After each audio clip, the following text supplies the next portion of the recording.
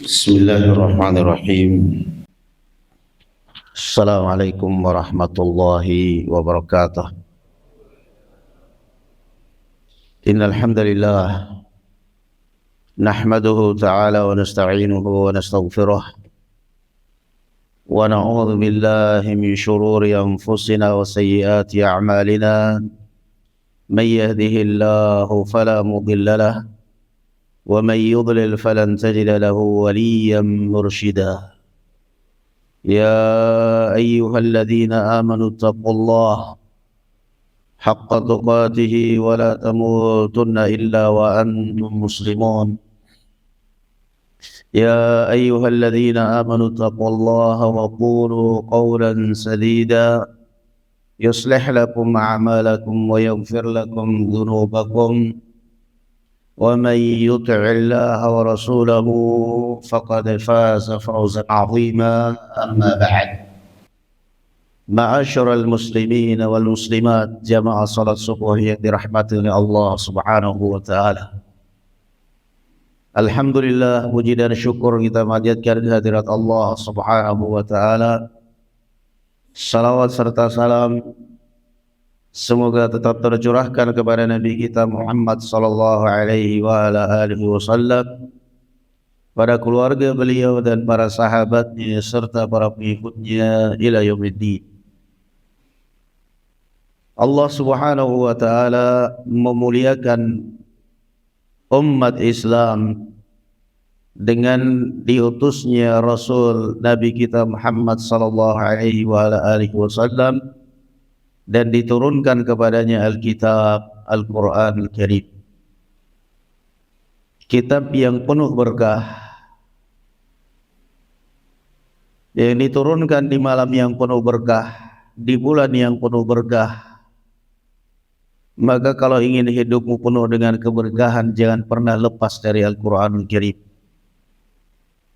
Allah Azza wa Jalla mengatakan dalam Al-Quran Al-Karim, Kitabun anzalnahu ilaika mubarakun liyadabbaru ayatihi wa liyatadhakkara ulul albab. Dan inilah kitab Al-Quran yang kami turunkan kepada engkau wahai Muhammad. Kitabun anzalnahu ilaik mubarakun, yang penuh dengan keberkahan. Turun kitab yang penuh dengan keberkahan, turun di malam yang berkah Lailatul Qadar, turun di bulan yang berkah bulan suci Ramadan, turun di tempat yang berkah Makkah dan Madinah, turun pada orang yang paling berkah Nabi Muhammad sallallahu alaihi wasallam, diturunkan oleh malaikat yang paling berkah, yang paling baik Jibril alaihi salatu wassalam, dengan bahasa yang paling baik, yang paling berkah, bahasa Arab, bahasanya Ahlul Jannah. Kitabun anzalnahu ilaika mubarakun liyadabbaru ayatihi, agar kalian mentadabburi, memahami dan mengamalkan ayat-ayatnya, waliyatadzakkara ulul albab, dan agar orang-orang yang berakal mau mengambil pelajaran darinya. Ketika kita membaca Al-Quran atau mendengarkan Al-Quran dan tidak tersentuh hati kita, maka pertanyaan besar, ada apa dengan hati kita?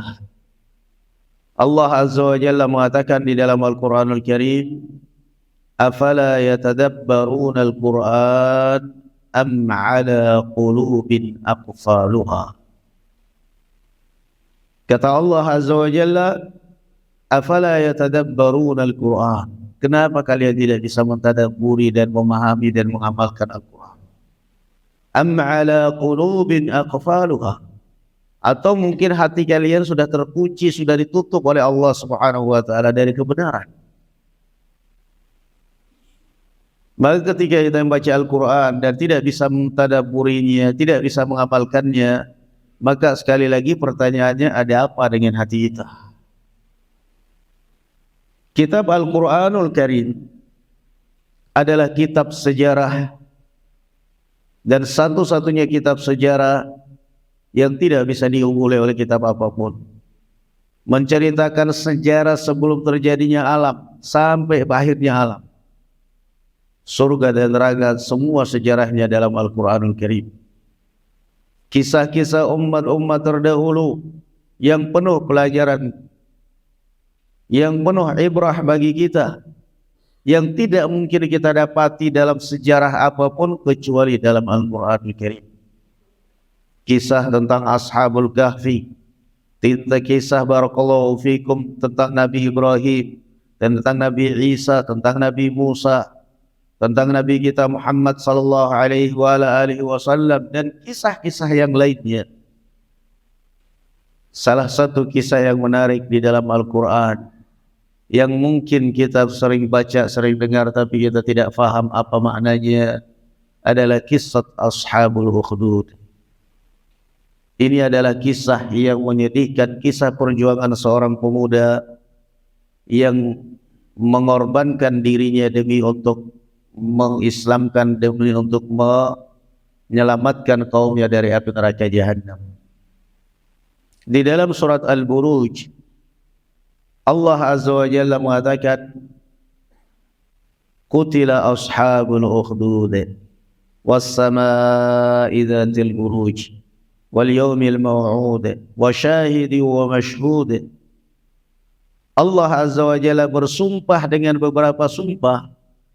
Was-samaa'i dzatil buruj.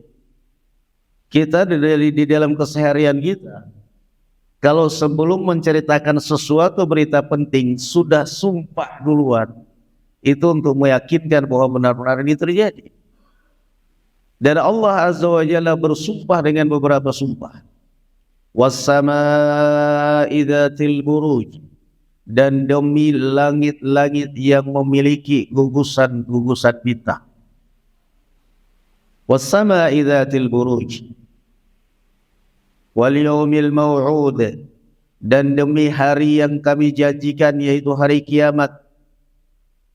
Wa syahidin wa mashhud, dan demi saksi dan yang dipersaksikan.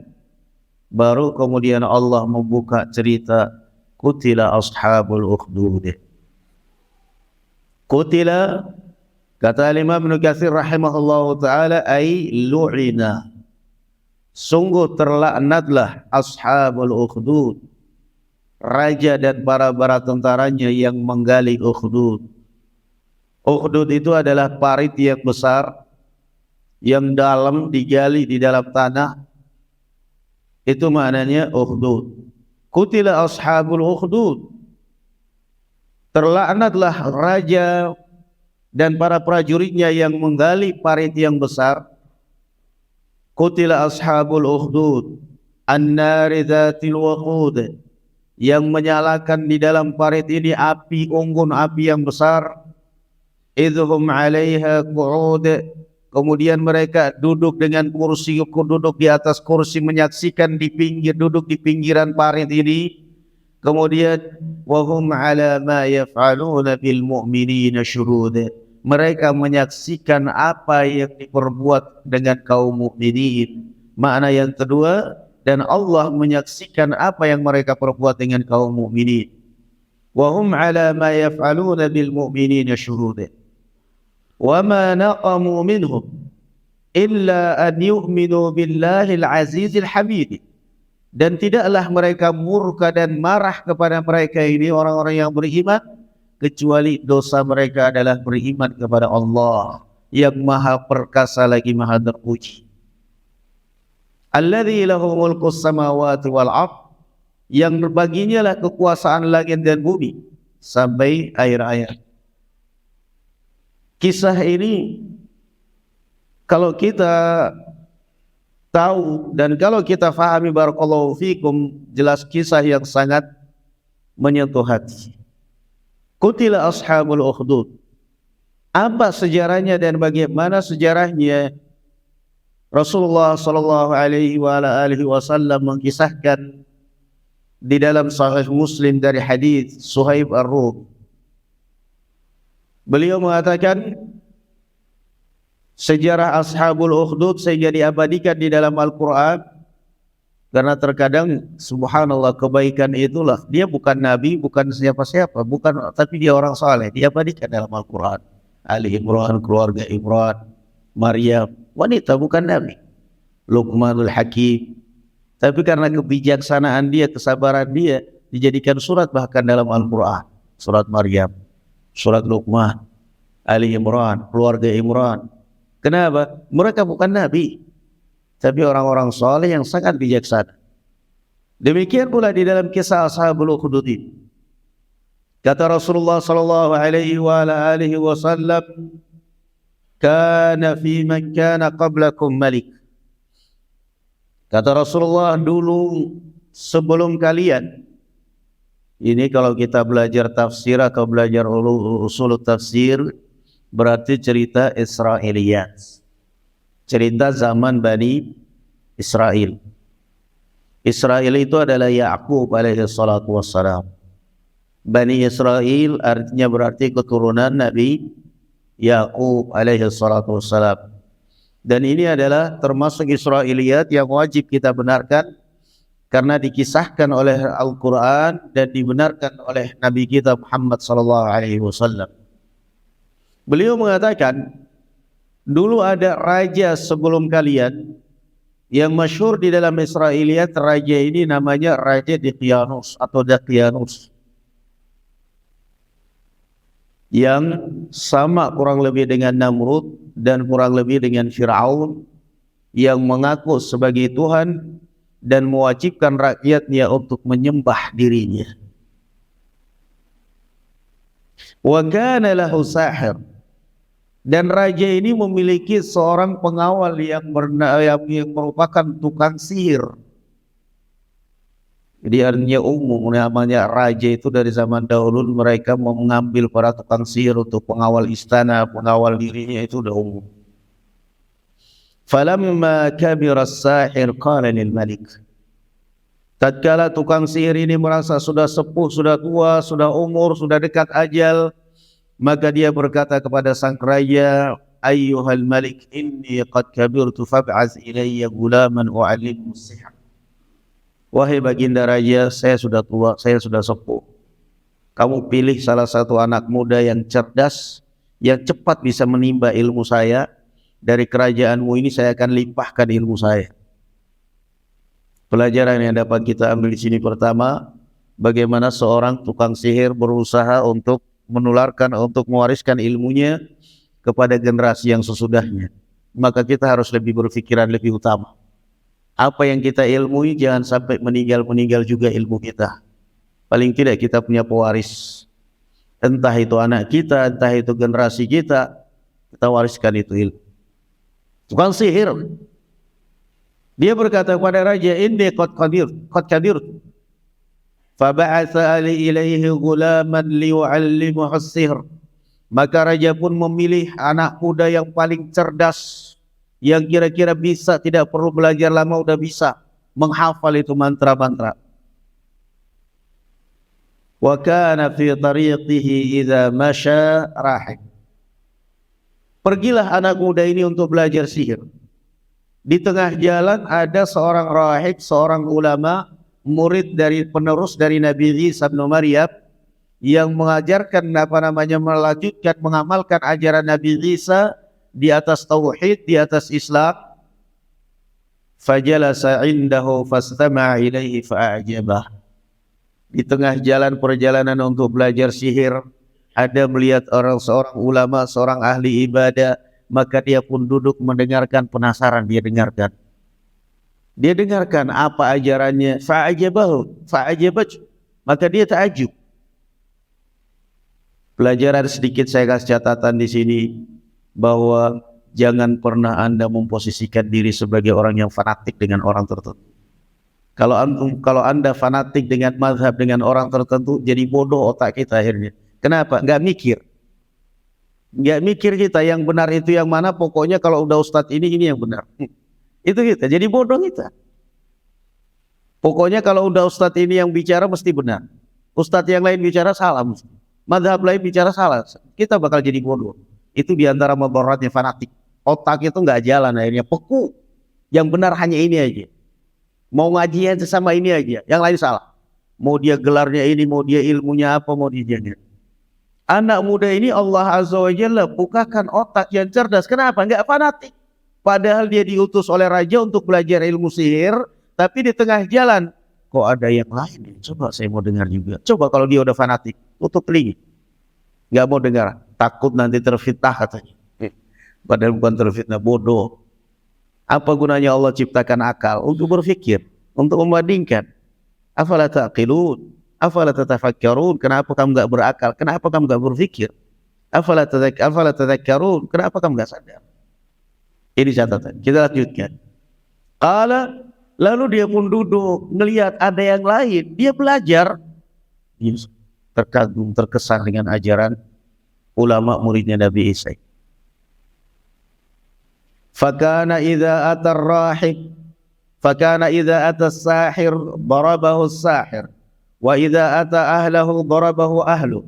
Maka sang anak muda ini karena dia berguru di tengah jalan ini tadi, sehingga ketika dia datang ke tukang sihir dipukul oleh tukang sihir. Kenapa? Telat, terlambat. Pulang ke keluarganya dipukul oleh keluarganya. Kenapa? Terlambat pulang. Pelajaran di sini bahwa yang namanya belajar itu perlu sabar, nggak boleh baper. Nah ini pendidikan kita zaman dahulu ini. Yang namanya guru di kelas itu dulu mistar penggaris kayu 2 meter. Tebal berapa? Tanya aja kepada bapak-bapak kita yang udah ini. Patah di kaki, di tangan itu sudah biasa itu. Hampir tiap hari beli itu kepala sekolah itu. Bandel dikit, sini ya, berdiri, kaki angkat 1, tangan lurus kiri kanan. Wah, patah. Pulang nangis kita di rumah. Kadang-kadang merah pipi ditampar guru. Pulang bapak kita nanya, kenapa itu kan? Dipukul Pak Guru, bagus tuh guru mah. Nanti saya laporin supaya ditampar lagi besok. Oh enak dulu kita belajar. Ampun Pak, cukup segini aja udah sakit. Sekarang cuma diginiin sama gurunya masuk kantor polisi. Katanya sampai telinganya bernanah. Bernanah apanya, cuma di ini doang. Gak ada honorer. Di mana itu di Sumatera yang baru-baru ini viral. Honorer gaji sekali sebulan, kasihan cuma 500, itu pun dibayar 3 bulan sekali. Lapor polisi gara-gara marah, muridnya dihukum, tendang padahal gak sakit juga, lapor polisi. Makanya sekarang udah nggak ada lagu tanpa tanda jasa, itu udah nggak ada. Kalau dulu paling senang guru suruh nyanyi di kelas, muridnya nyanyi pahlawan tanpa tanda jasa. Itu pendidikan kita dulu. Pukul udah, patah penggaris, besok ganti lagi, pukul lagi. Sekarang guru udah nggak ada di bawah dulu deh.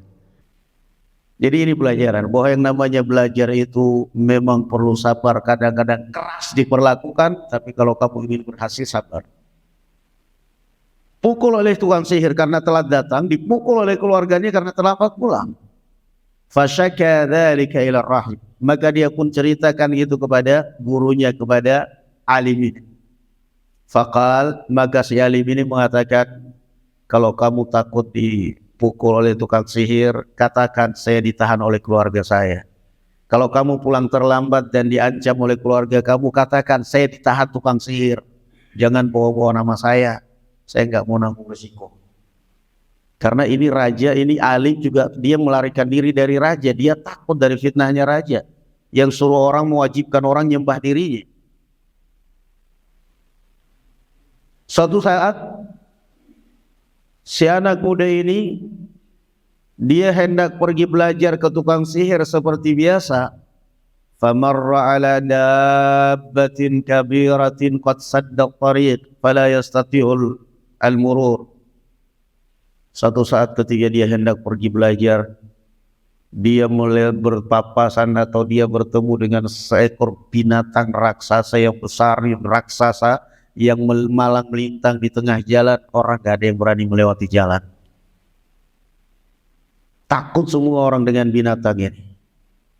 Faqala al-yawma a'lam amra sahir ahabbu ila Allah am amra rahib. Hari ini saya akan buktikan mana yang lebih benar, ajaran tukang sihir atau ajaran ulama penerus Nabi Isa ini tadi, pewaris Nabi Isa ini. Kemudian dia mengambil kerikil, batu kecil, dan dia mengatakan, membaca, Allahumma in kana amrar rahib ahabba ilaika min amris sahir faqtul hadhihi dabbah hatta yamdiyan nas. Ya Allah, kalau memang ajaran ulama murid Nabi Isa ini lebih benar daripada ajaran tukang sihir, maka bunuhlah hewan ini supaya orang bisa melintasi jalan ini kembali.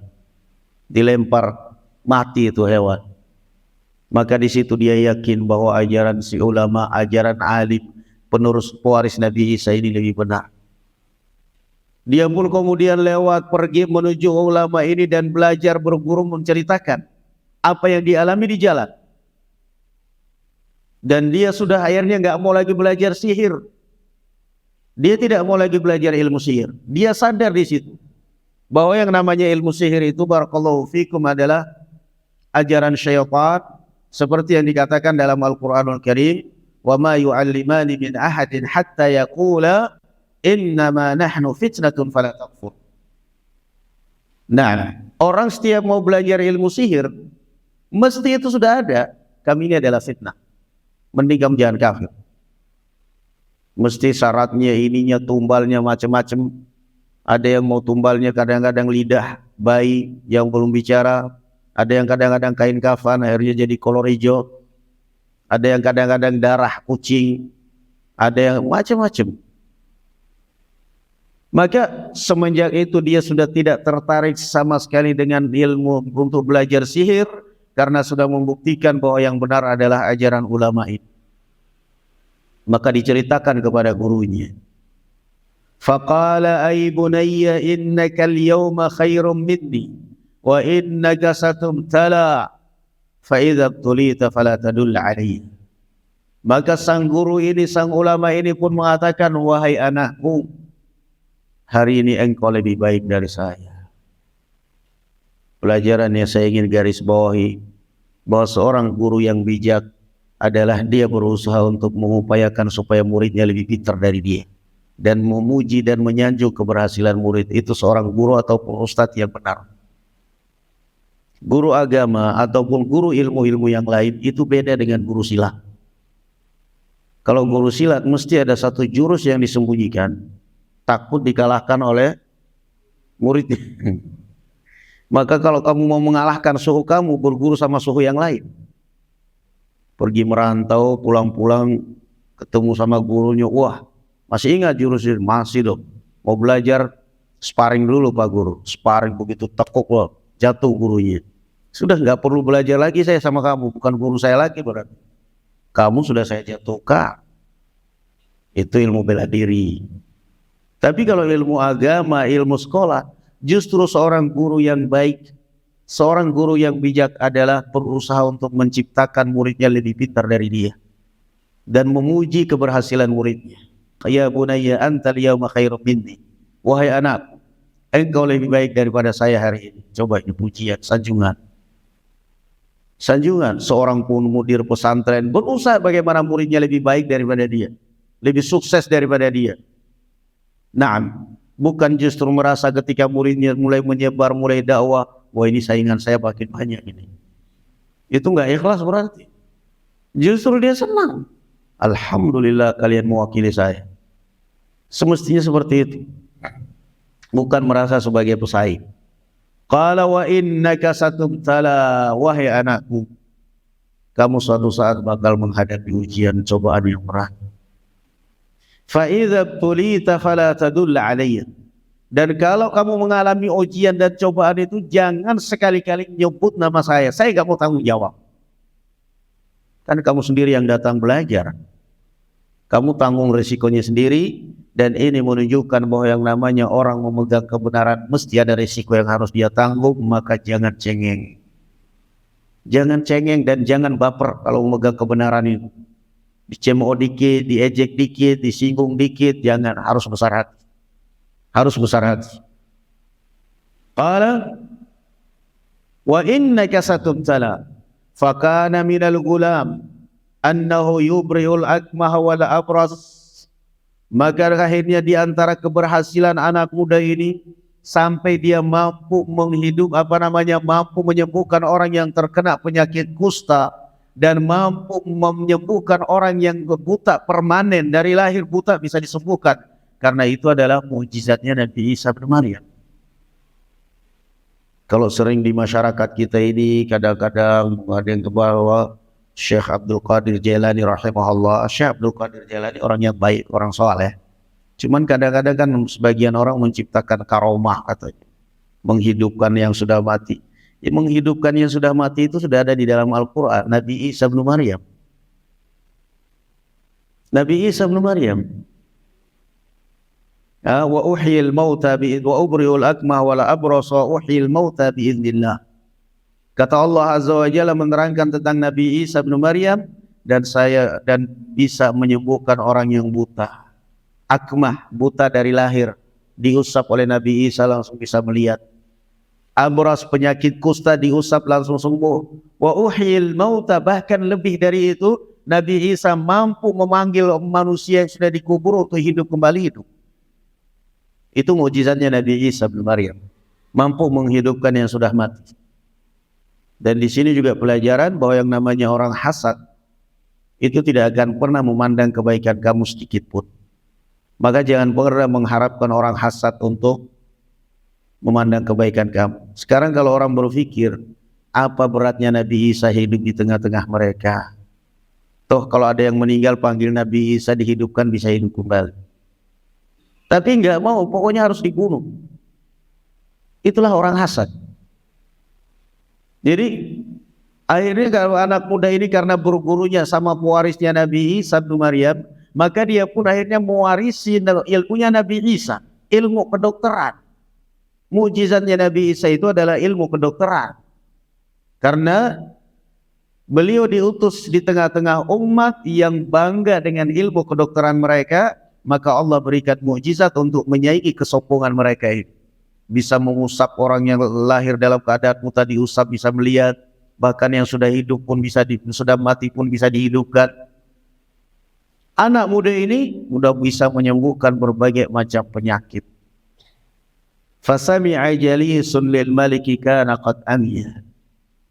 Kemudian pada akhirnya karena semakin viral beritanya anak muda ini bisa menyembuhkan berbagai macam penyakit, ada seorang pengawal atau menteri raja istana yang sudah buta lama. Begitu dia mendengar kehebatan anak muda ini, dia datang dengan membawa setumpuk hadiah dan mengatakan, kullu ma hahuna laka ajma'in anta syafaitani. Semua hadiah di depan matamu ini wahai anak muda, hadiah untuk kamu dengan syarat kamu bisa menyembuhkanku. Faqal ana la ashfi ahadan innama yashfillah. Maka anak muda ini mengatakan, saya tidak bisa menyembuhkan siapapun, yang bisa menyembuhkan adalah Allah Subhanahu wa taala. Fa in amanta billahi da'utullah an yu'afiyak. Kalau kamu mau beriman kepada Allah, saya akan doakan kamu kepada Allah dan engkau akan sembuh. Fa amana fada'a lahu wa syafa'a Allah. Maka menteri ini pun beriman, dan Allah dan anak muda ini mendoakan kesembuhan, dan sembuh matanya seketika. Subhanallah, sembuh matanya seketika. Setelah sembuh matanya, kembali ke istana, duduk seperti biasa, bertugas seperti biasa. Kaget raja melihat matanya sudah bisa melihat. Qala man radda alaika basarak. Kata raja, siapa yang mengembalikan penglihatanmu wahai menteri? Qala rabbi. Kata menteri, yang mengembalikan mata saya adalah Tuhan saya. Qala ana. Kata raja, maksud saya kan, maksudmu saya kan? Tuhanmu yang mengembalikan matamu, maksudmu saya kan Tuhanmu? Sombongnya manusia benar-benar gak tahu diri. Makanya orang itu kalau sombong dibilang apa? Gak tahu diri. Ingat di atas langit ada langit. Memang orang sombong itu gak tahu diri. Saya kan? Kata sang menteri, Rabbi wa rabbukallah. Rabb saya dan Rabbmu adalah Allah, Tuhan pencipta alam semesta. Fa'akhadahu falam yazal bih. Maka sang menteri pun diambil, disiksa, diintimidasi semuanya, sampai akhirnya menyebut anak muda ini. Nih terapisnya, tabibnya anak muda ini. Dipanggil anak muda ini. Maka disiksa anak muda ini, dan itu ilmu yang berlangsung sampai sekarang di kepolisian. Kalau udah ngangkap satu, semua digupukin, diinterogasi sampai ngaku semuanya jaringannya. Itu kalau jaringannya lagi benar. Kalau jaringannya nggak benar ya asalin tembak. Teroris. Padahal secara prosedur hukum kan kenapa ditembak? Teroris itu kan jaringan, ditangkap, dibongkar dong sindikatnya, jaringannya. Diintimidasi. Anak muda ini disiksa sampai akhirnya nggak sabar, dia menunjukkan gurunya. Nih guru saya. Padahal sudah diingatkan kalau kamu diuji, kalau kamu mendapatkan cobaan jangan bawa-bawa nama saya. Tapi karena nggak kuat akhirnya sebut juga. Maka tiga-tiga orang ini berkumpul di istana yang gurunya anak muda ini ulama, menteri dan anak muda. Kemudian pertama kali yang diintimidasi adalah gurunya. Irji ad-dinik. Tinggalkan agama sesatmu. Sesat menurut raja. Qala la fa'aba, tidak mau, saya enggak mau. Maka fawudhi al-minsyar, maka diletakkan gergaji di tengah kepalanya, digergaji hidup-hidup sampai terbelah dua. Pelajaran yang dapat kita ambil sih apa? Ternyata kita belum ada apa-apanya. Berjuang kebenaran katanya berat sekali, kita memperjuangkan bukan berat, kamu yang cengeng. Lihat perjuangan mereka zaman dahulu. Saya berat sekali memperjuangkan kebenaran di sini itu semuanya. Ada lagi yang kadang-kadang belum yang lain sudah ditinggal. Udahlah saya mending keluar aja untuk kalian aja berjuang. Jangan. Anda bersyukur kepada Allah bisa megang masjid, bisa masuk dalam kepengurusan masjid. Jangan cengeng, jangan baperan. Tersinggung dikit saya keluar aja, saya gini aja. Lihat perjuangan sama orang-orang zaman dahulu. Digergaji hidup-hidup terbelah dua. Di hadapan orang.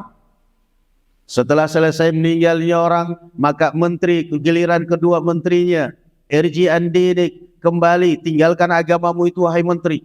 Fa'aba, dia pun juga tidak mau sama sekali, maka nasibnya sama dengan yang pertama, digergaji hidup-hidup. Di mana kita dengan imannya mereka? Bahkan gak usah ini laki-laki, mungkin standar laki-laki. Di mana kita dengan standar wanita, masyitah. Pelayan istana Fir'aun. Pelayan istana Fir'aun yang beriman dari dakwanya istrinya Fir'aun, Asiyah. Anaknya satu persatu dipanggang di dalam air yang mendidih oleh Fir'aun, sama sekali tidak getar imannya. 3 anaknya sampai habis hangus terpanggang. Terakhir tinggal dia yang harus dipanggang. Dia meminta kepada baginda Fir'aun, Fir'aun, saya ingin pesan satu pesan untuk Anda sebelum saya dibunuh. Tolong kumpulkan tulang saya dan tulang anak-anak saya di satu tempat, masyitah. Tolong kumpulkan tulang-tulang saya dan tulang anak-anak saya di satu tempat. Maka dikuburkan di satu tempat. Ketika Rasulullah SAW perjalanan Isra dan Mi'raj, diajak keliling oleh Jibril di dalam surga. Tiba-tiba Rasulullah mencium bau yang wangi. Rasulullah bertanya kepada Jibril, "Maha ya Jibril? Bau apa ini wahai Jibril? Kok harum sekali, wangi sekali?" Rasul Jibril mengatakan, ini adalah bau masyitah dan anak-anaknya. Berat memperjuangkan kebenaran itu, tapi memang harus besar hati. Harus besar hati. Kita nggak boleh cengeng. Kadang-kadang dalam satu yayasan kecil ada sedikit masalah, biarinlah saya keluar aja lah. Biarinlah untuk kalian aja lah. Biar ini, nggak usah seperti itu. Orang yang memperjuangkan kebenaran ini orang besar hatinya. Nggak boleh kita tersinggung dikit, jangan. Baik, kita lanjutkan. Maka akhirnya menteri ini pun meninggal dengan mengenaskan, tetapi bagi mereka lebih baik surga daripada dunia. Giliran anak muda sekarang, karena anak muda ini masih menjadi harapan bangsa. Dia bisa diharapkan, bisa ini, maka tidak langsung dibunuh. Qala ya gulam irji an dini, tinggalkan agamamu itu hai anak muda. Fa'aba, dia pun tidak mau. Fadafa'uhu ila nafari min ashabih. Lalu sang raja ini menyerahkan anak muda ini kepada beberapa pengawal istana. Faqala idhabu bihi ila jabal kadha wa kadha was'adu bihi dharwatah fa in raja'a dini wa illa fadhifu. Kata raja, bawa anak muda ini puncak gunung, naik gunung yang paling tinggi ditunjuk, bawa dia ke puncak gunung. Sampai di puncak gunung, kalau dia mau tinggalkan agamanya, bawa pulang. Kalau tidak, lemparkan dia dari atas gunung. Pergi mereka. Di tengah jalan dia berdoa kepada Allah. Allahumma gfirihim bima syi'it. atau semakna dengan kalimat hasbunallahu wa ni'mal wakil. Ya Allah, cukupilah aku, lindungilah aku dari kejahatan mereka dengan cara yang Engkau inginkan, dengan cara apapun yang Engkau kehendaki. Dia nggak mungkin melawan tentara istana dia sendirian.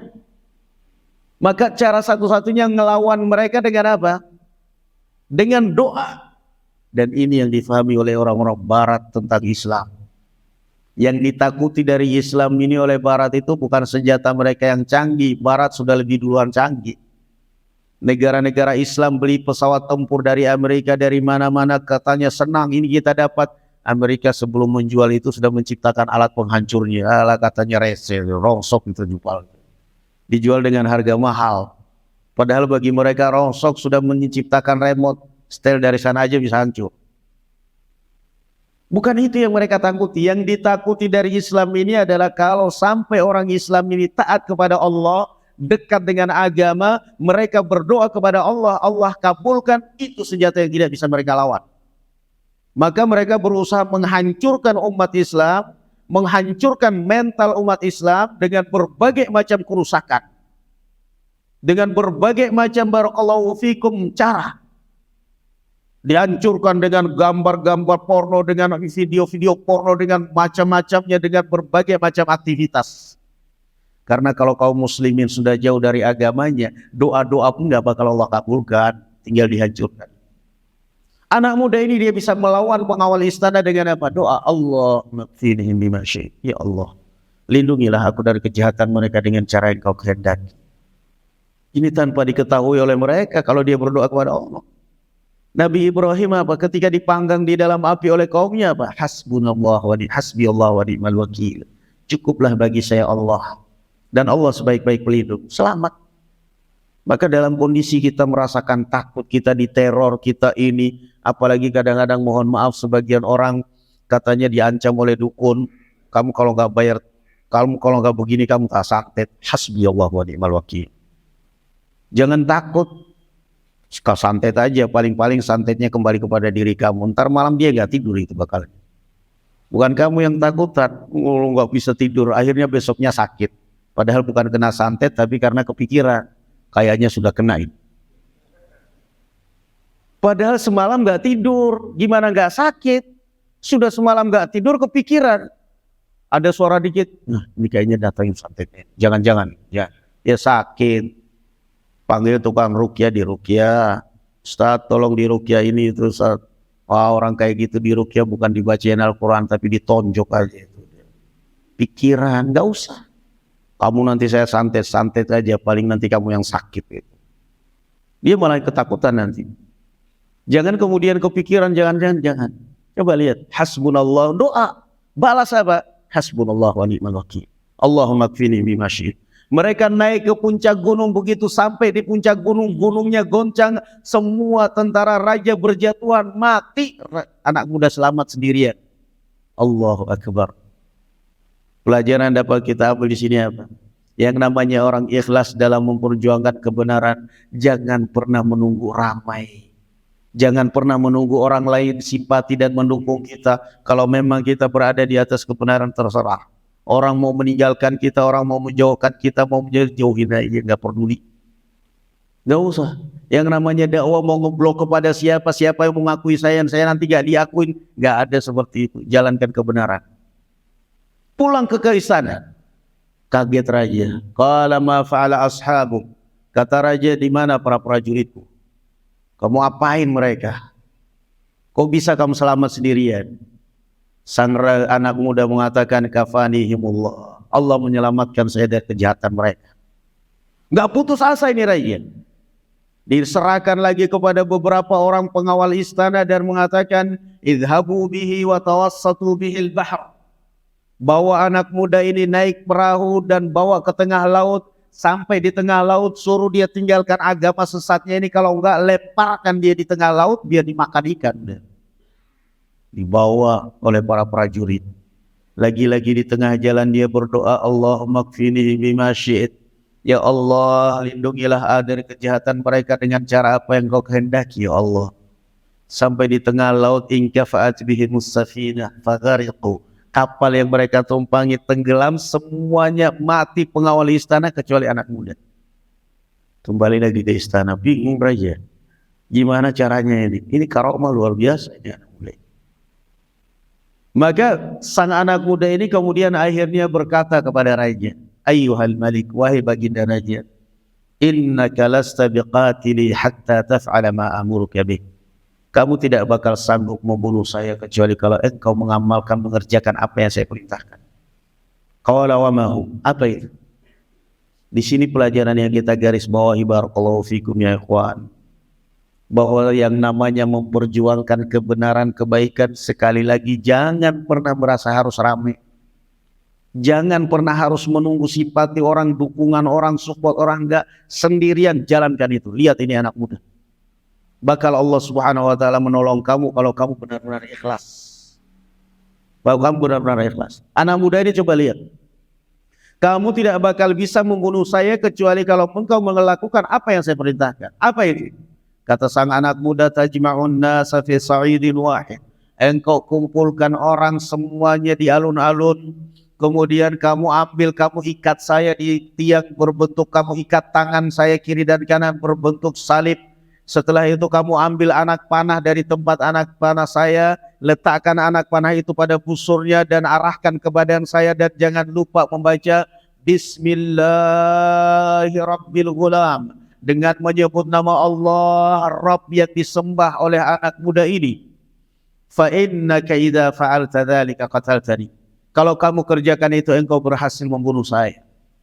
Maka dikumpulkanlah masyarakat di alun-alun, diikatlah anak muda ini, ambillah anak raja ini, mengambil anak panah dan mengarahkannya ke anak muda ini dan mengatakan Bismillahirrabbilghulam, dengan menyebut nama Allah Rabb yang disembah oleh anak muda ini. Setelah itu dilepaskan, jatuh anak panah itu tepat di dadanya dan meninggal anak muda ini. Meninggal sampai dia rela mengorbankan nyawa demi untuk mempertahankan kebenaran. Demi untuk mempertahankan kebenaran. Pelajaran besar bagi kita ini, bahwa yang namanya mempertahankan kebenaran, apapun kita harus korbankan. Nyawa kita korbankan kalau perlu. Maka ketika anak muda ini meninggal, semua orang satu kota mengatakan amanna birabbil ghulam. Kami beriman dengan Rabb Tuhan yang disembah oleh anak muda ini, dan kami tidak percaya kepada raja bahwa Anda adalah Tuhan. Rajanya ditinggal. Semuanya masuk Islam. Allahu Akbar. Rajanya ditinggal, semua masuk Islam. Maka datanglah kemudian laporan kepada raja, ayyuhal malik ara'aita alladhi hazzartani qad waqa'a hadharuk. Wahai baginda raja, apa yang engkau takutkan selama ini telah terjadi. Amanat nasu kulluhum, manusia semuanya sudah beriman, sudah menjadi pengikutnya anak muda ini. Pelajaran berikut yang kita ambil di sini, bahwa yang namanya kebenaran, namanya dakwah kamu, kadang-kadang setelah kamu meninggal baru menyebar. Kadang-kadang kamu berdakwah semasa hidup, banyak orang yang cuek. Ternyata kamu punya pewaris satu orang, muridmu satu orang yang meneruskan dakwahmu, menyebar setelah kamu meninggal. Setelah meninggal justru punya markas, punya ini, punya itu. Maka yang namanya dakwah itu sabar. Jangan pernah kecil hati. Kapan saya pengikutnya seperti Ustadz Fulan yang banyak? Enggak usah. Lillahi ta'ala. Dia berkorban, beriman semuanya. Raja pun tambah marah. Raja marah. Maka dia pun memerintahkan prajurit untuk menggali parit, dan inilah yang dinamakan ukhdud. Qutila ashabul ukhdud, gali parit. Digali itu parit, gali empang yang besar dalam, kemudian setelah itu masukkan kayu-kayu bakar di dalamnya dan nyalakan api. Nyalakan api. Setelah dinyalakan api, kemudian raja mengultimatum man raja an dinihi wa illa faqdhifuhu fi. Kalau mereka mau kembali dari agama mereka, yang agama anak muda ini, silakan hidup. Kalau tidak, lemparkan mereka ke dalam api. La haula wala quwwata illa billah. Lemparkan mereka ke dalam api. Maka mereka masyarakat pun berlomba-lomba melemparkan diri ke dalam api. Mereka berpikir, daripada saya disentuh, daripada tersiksa di dunia, di neraka, mending di dunia. Api dunia paling 5 menit, habis itu udah gak sakit lagi. Sementara api neraka jahanam kekal selama-lamanya. Maka jangan main-main dengan api neraka jahanam. Khalidina fiha abada. Kekal api neraka, kekal di dalamnya. Kullama nadijat juluduhum baddalna minhum juludan ghairaha liyadhuqul adab. Setiap kulit dan daging hangus terpanggang, Allah kembalikan lagi untuk mendapatkan azab yang berikutnya. Mereka berteriak, Rabbana akhrijna na'mal salihan ghairal ladzi kunna na'mal. Ya Allah, keluarkan kami dari api neraka ini. Kami ingin beramal baik, ya Allah. Kami ingin taubat dari dosa dan maksiat kami. Dijawab oleh Allah Azza wa Jalla, awalam nu'ammirkum ma yatadzakkaru fihi man tadzakkara ja'akumun nadhir. Kenapa kamu baru menyesal sekarang setelah merasakan api neraka? Bukankah dulu di dunia umur kamu sekian tahun, 60 tahun, 70 tahun, 80 tahun? Kenapa gak sadar, sekarang baru sadar? Udah terlambat. Mereka berteriak, minta dikeluarkan dari neraka, gak mungkin.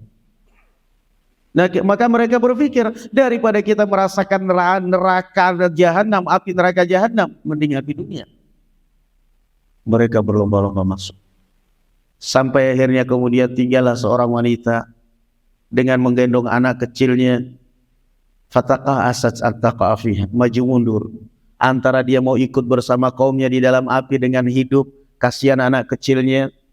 Faqalat ya ummah la takhafi innaki alal haq. Lalu anak kecil ini kemudian mengatakan, wahai ibuku, jangan takut, engkau berada di atas kebenaran. Allahu Akbar. Orang yang benar itu gak bakal takut. Orang yang benar itu gak bakal takut. La takhafi innaki alal haq. Memperjuangkan kebenaran, apapun resiko yang dia hadapi. Apa kita mengira bahwa para nabi tidak ada risiko dalam memperjuangkan dakwah? Semua nabi diusir, boleh dikatakan. Bahkan ada yang dibunuh. Nabi Yahya dibunuh oleh kaumnya. Nabi Ibrahim dipanggang. Nabi Isa dikejar mau dibunuh oleh kaumnya. Nabi Musa diancam dibunuh oleh Fir'aun. Nabi kita Muhammad SAW diusir dari Makkah sampai ke Madinah. Nah, apalagi yang kurang? Nabi Ayub sakit-sakitan. Nabi, para anbiya sebagai contoh bagi kita bahwa yang namanya memperjuangkan kebenaran itu harus bermental baja. Bermental baja. Bertelinga gajah, apalagi berarti. Perlu tebal telinga, orang mau menggunjingkan kita mau apa? Tahan, banting. Lama-kelamaan akhirnya orang akan terbuka hatinya. Ini sekilas kisah tentang Ashabul Ukhdud. Orang akhirnya beriman, tetapi pada hakikatnya coba lihatlah kehidupan dunia. Pada hakikatnya siapa yang dipuji, siapa yang bahagia. Raja pada akhirnya juga mati kan. Jadi kalau kita berpikir itulah dunia. Pada akhirnya raja dan bala tentaranya yang membunuh kaum mukminin ini juga kemana? Pada akhirnya mereka juga mati. Ketemu juga akhirnya, cuman ini di surga, ini di neraka. Itulah hakikatnya kehidupan dunia, simpel dunia itu. Yang zalim, yang menzalimi sama-sama bakal meninggal. Tetapi di dalam Al-Quran Allah mengatakan qutilah. Terlaknatlah mereka raja dan bala tentara yang membunuh kaum mukminin di dalam Ukhdud, di dalam parit ini tadi. Subhanallah. Maka sekali lagi terakhir sebagai penutup, di sini banyak sekali pelajaran yang dapat kita ambil di sini, bahwa barakallahu fikum, kehidupan yang abadi adalah kehidupan akhirat.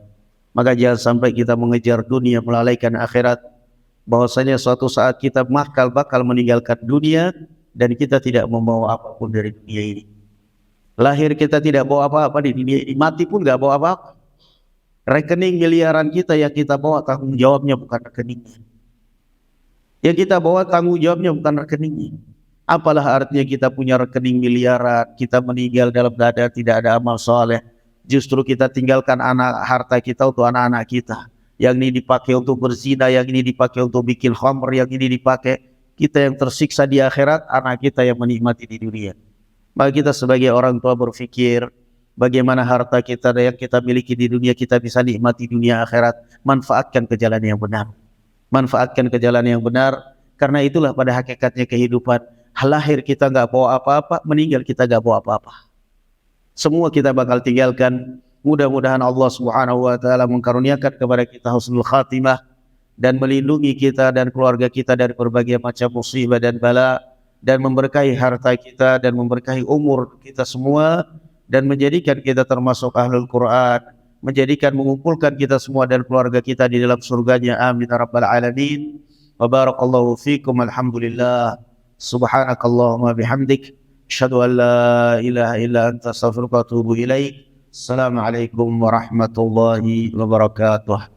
Ustadz, tadi dari kisah yang tadi ada 2 pertanyaan, Ustadz. Satu, apakah mukjizat itu bisa diwariskan?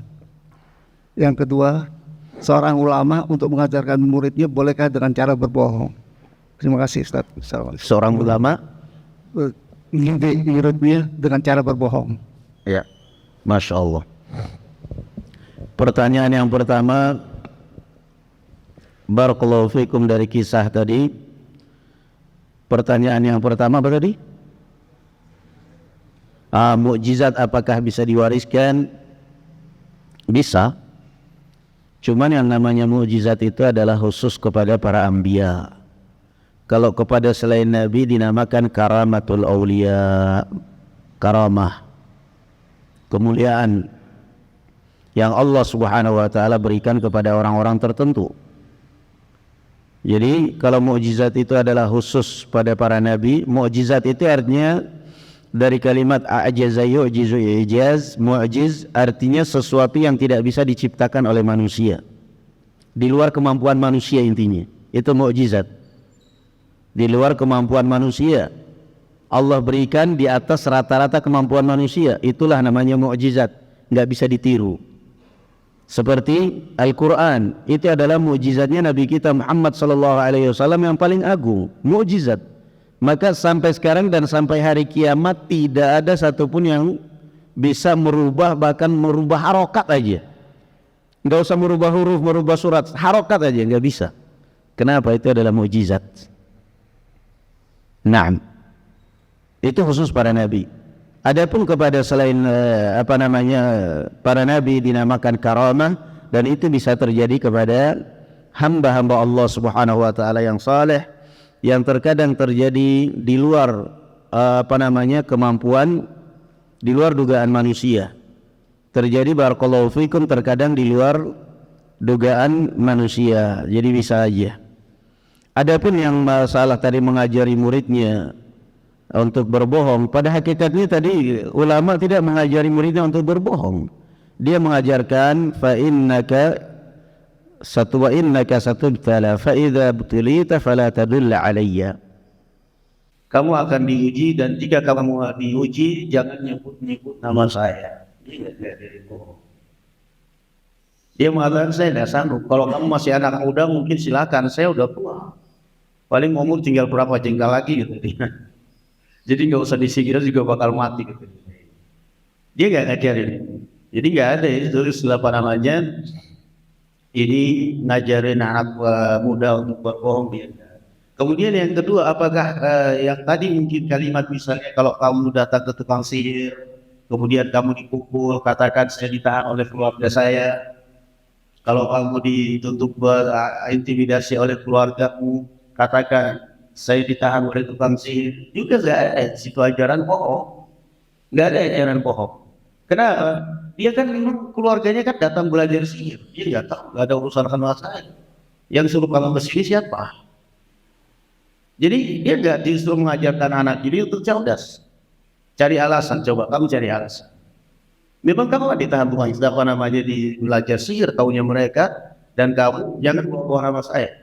Jadi sama sekali di sini tidak ada unsur unsur bohong, dan tidak ada unsur sama sekali bahwa bahwa guru ini mengajarkan kepada anaknya untuk kebohongan, tidak, sama sekali tidak.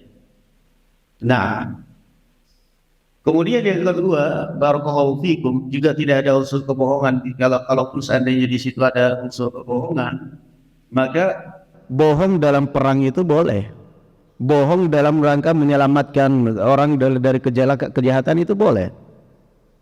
Ada orang misalnya teman kita dikejar preman, orang jahat, dan dia ini orang benar. Kita tahu kalau dia belok ke sana. Ada orang datang, kamu lihat orang di sini. Oh iya tadi Pak, ada orang lewat di sini lari. Lewat sini bukan, lewatnya sana Pak. Tadi beloknya ke sana. Padahal dia belok ke sini. Untuk menyelamatkan diri nggak apa-apa. Kalaupun seandainya itu adalah bohong. Kalaupun seandainya itu adalah bohong, maka bohong dalam kondisi seperti itu boleh. Karena ini orang terancam, disiksa, dipukul, maka diwajarin. Dan itu sekali lagi, kalaupun seandainya bohong, itu adalah hal yang boleh. Tetapi itu sebenarnya nggak ada unsur bohong sama sekali. Na'am, wallahu a'lam. Ada yang lain? Bismillahirrahmanirrahim. Assalamualaikum warahmatullahi wabarakatuh. Waalaikumsalam. Pertama, terima kasih Ustadz hadir di Masjid Sadar ini. Alhamdulillah bertemu. Pertanyaan saya ini, Ashabul Ukhdud ya, ini mirip-mirip dengan Ashabul Kahfi. Sebenarnya menyelamatkan akidahnya. Ya, hanya akhirnya saja yang sedikit beda. Kalau Ashabul Ukhdud ini berarti mereka menceburkan ke dalam api itu Ustaz ya? Iya. Kalau Ashabul Kahfi itu kan menyelamatkan akidah dengan masuk ke dalam goa gitu ya. Tapi kemudian banyak pelajaran memang yang diambil. Kemudian kalau kisah Nabi Nuh berarti membuat satu perahu gitu ya, agar selamat akidahnya. Kemudian kalau Nabi Musa itu lari, kemudian melewati lautan begitu ya, kemudian selamatlah gitu. Hanya yang saya pertanyakan di sini di Ashabul Ukhdud ini, kenapa mereka menceburkan ke dalam api ya? Kemudian kenapa kok tidak melawan gitu ya? Sehingga apakah ini hikmah apa yang bisa kita ambil dengan menceburkan ke dalam api? Kenapa tidak melakukan perlawanan terhadap penguasa-penguasa yang jahat semacam ini gitu? Masya Allah. Baik. Pertanyaan ini bagus.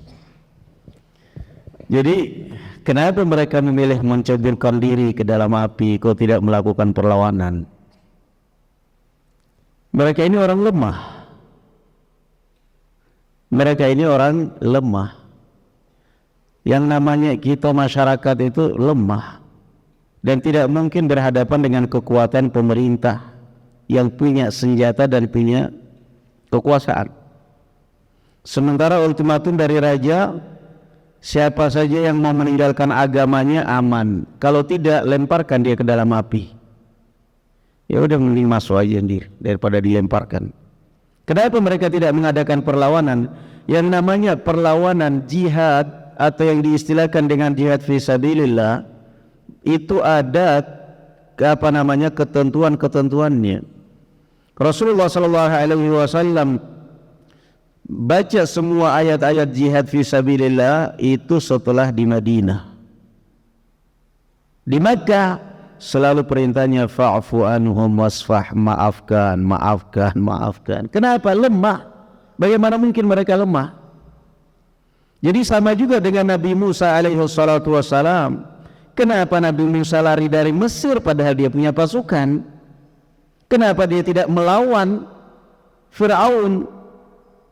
Maka di situ pelajaran yang dapat kita ambil bahwa yang namanya Islam, barakallahu fikum, tidak pernah mengajarkan kepada umatnya untuk kriminal atau untuk barakallahu fikum melawan pemerintah.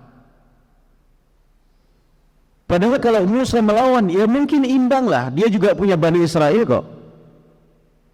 Mati-mati sekalian, tapi tidak seperti itu dakwahnya para anbiya. Kenapa tidak seperti itu dakwahnya para anbiya? Islam ini adalah rahmatan lil alamin, membawa rahmat untuk alam semesta. Membawa rahmat untuk alam semesta. Nabi SAW hijrah dari Makkah. Apa dia tidak punya keluarga? Kalau seandainya dia memobilisasi massa untuk melawan diktator-diktator di Makkah pada saat itu, Abu Jahal, Abu Lahab, bisa. Tetapi Rasul SAW, itulah sekali lagi yang harus kita fahami, bahwa Islam ini kehebatannya adalah membuat orang jahat menjadi baik, bukan membunuh hanguskan orang jahat. Yang selama ini kita selalu tergiur dengan para aktor-aktor film, para aktor-aktor yang katanya bisa membasmi kejahatan. Kita sering dipertontonkan film-film itu yang Batman, yang macam-macam lah. Wiro Sableng, ada orang jahat ditiup, mati semuanya. nggak hebat. Yang hebat itu adalah Rasulullah SAW dan para nabi dan para pengikut nabi, apa? Bisa merubah orang jahat menjadi baik. Itulah Islam. Orang jahat sejahat apapun bisa dirubah menjadi orang baik. Mampu nggak itu selain nabi dan selain orang yang ikhlas dalam berdakwah? Itulah Islam. Jadi pada hakikatnya barakallahu fikum, bukan masalah mereka kenapa tidak melawan, mereka lemah. Sehingga dan juga mereka hendak memberikan pelajaran kepada kita bahwa yang namanya dakwah tidak ada baiknya sama sekali dimanapun dan kapanpun ketika kita berbenturan dengan pemerintah. Yang korban siapa? Yang korban orang lain. Yang korban orang lain. Belum tentu orang-orang di atas itu yang teriak-teriak menghujat pemerintah, melawan pemerintah, belum tentu di belakang mereka nggak ada kerjasama dengan pemerintah. Masa pengikut ini, murid-muridnya ini, mereka semangat kibarkan kebenaran, nggak taunya di belakang mereka ada urusan politik. Kita hanya dijadikan korban. Maka jangan. Sering seperti itu kok. Sering seperti itu. Begitu mereka dicaplok, di penjara, di ini semuanya, ya diam, jangan. Maka sekali lagi barakallahu fikum, Islam ini adalah rahmatan lil alamin, ditunjukkan oleh Nabi kita Muhammad sallallahu alaihi wasallam sabar. Karena bahkan ketika Fathu Makkah pun Rasulullah SAW mengumumkan siapa yang menutup pintu rumahnya aman, siapa yang masuk ke rumah Abu Sufyan aman, enggak ngelawan aman. Padahal Rasulullah semestinya balas dendam kepada orang-orang Makkah. Gara-gara kalian saya diusir dari Makkah, gara-gara semuanya. Tapi enggak, kesempatan Rasulullah untuk balas dendam enggak. Dikumpulkan orang-orang Quraisy di serambi Ka'bah. Rasulullah khutbah, man ana fikum, siapa saya di hadapan mata kalian. Coba kalau zaman dahulu sudah dilemparin batu itu, tapi Rasulullah enggak. Idhabu, mereka orang-orang Makkah habis, kita bakal jadi tawanan. Status mereka orang-orang Makkah pada saat Fathu Makkah itu tawanan perang. Tawanan perang itu diperbudak, dirajadikan harta mereka, harta rampasan. Itu yang ada di benak mereka. Kumpulkan, setelah itu Rasulullah mengatakan idhabu fa antumut tulaqa, silahkan kalian pulang ke rumah masing-masing, bebas semuanya, yang penting sudah masuk Islam semuanya. Itu tujuan Islam.